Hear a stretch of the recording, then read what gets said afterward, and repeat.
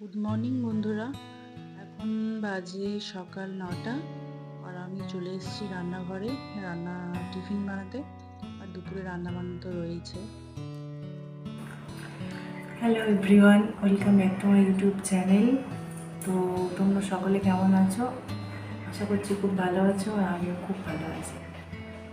তো এখন দুপুর 2:30 বাজে। তো আমি খাওয়া দাওয়া করে বসে আছি এখানে। তো অনেকদিন ভিডিও দেওয়া হয়নি, তো ভাবছিলাম একটা ব্লগ বানানো যাক। ব্লগটা সবসময় ঠিক হয়ে ওঠে না, কাজের ফাঁকেতে আর কি টাইম ঠিক হয়ে ওঠে না, সব কিছু ভিডিও করতে গেলে টাইম চলে যায়।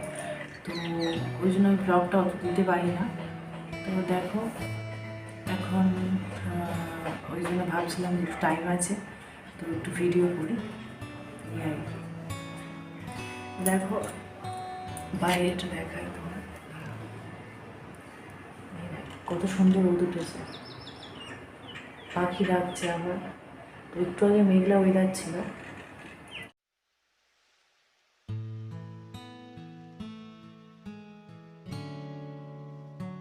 তো দেখো আমি এখন একটা জায়গায় অনুষ্ঠানে যাচ্ছি, আমি আর আমার বর। তো চলো গিয়ে দেখাবো কোথায় এসেছি। তো রেডি হয়ে গিয়েছি, এবারে যাওয়া যাক, চলো। আর আমরা বেরিয়ে পড়ছি।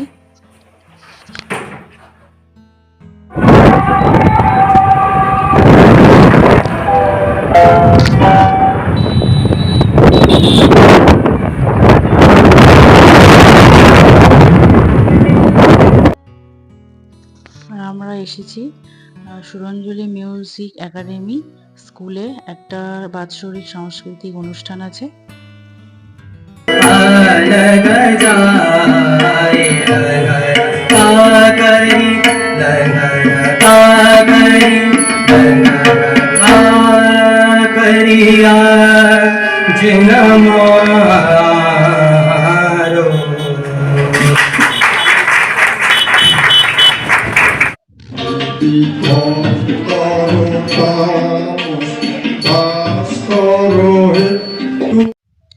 আর এই অনুষ্ঠানটা আমাদের নিজেদেরই।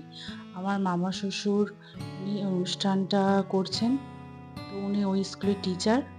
আর ভিতরে তো প্রচুর গরম হচ্ছিল। আমরা বাইরে এসেছি আইসক্রিম খেতে। আইসক্রিম খেয়ে আবার অনুষ্ঠানে ফিরে গিয়েছি। আর আজকে ওখানে রাতে যে অনুষ্ঠানটা হলো, অনুষ্ঠানটা পরের দিন পেপারে দেওয়া হয়েছিল। আর আমাদের অনুষ্ঠানে খাওয়ানো হয়েছে লুচি, আলুর দম আর মিষ্টি। সবার জন্যই আয়োজন করা হয়েছিল। আর অনেকটা রাত হয়ে গিয়েছে, তো আমরা বাড়ি ফিরছি।